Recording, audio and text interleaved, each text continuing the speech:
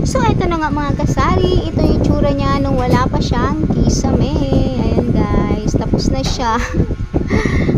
So, ito na nga mga kasari. Tapos na siyang lagyan ng kisame. Ayan, pati dito sa labas. Pero hindi pa talaga totally tapos guys, kasi lagyan pa namin to ng PVC panel. So, ayan nga guys.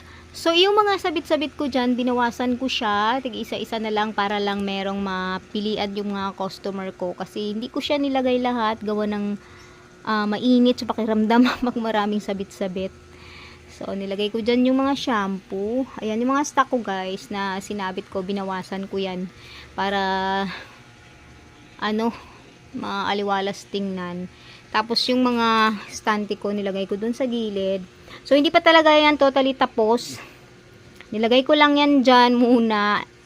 Kasi para pag may bumili, hindi ako mahihirapan maghanap. Hindi pa talaga to guys, organize. So, kakatapos lang to kahapon ng hapon. Ayan. Yung sa gitna, hanapan ko pa yan ng paraan kung anong klaseng arrangement ang gagawin ko. So, sabi nga nila, medyo lumaki tingnan yung aking tindahan kasi nga, ayun, wala nang sa gitna. So, siguro bibili pa ako ng stante, ilagay ko dyan sa gitna. Yan yung mga dilata ko guys, hindi pa yan ayos. Nagrambulan pa yan. Pero nilagay ko lang dyan pansamantala. Para lang hindi kalat. So, ayan.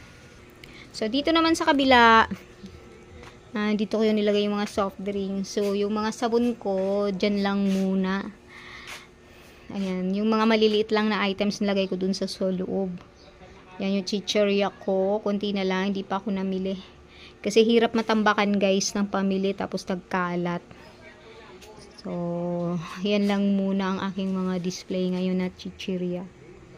Yan. Yung mga side, oil. Dyan lang muna. Tapos, ayan yung freezer ko, dito pa rin. Ayan yung mga tubig. So, medyo lumuwag naman siya guys.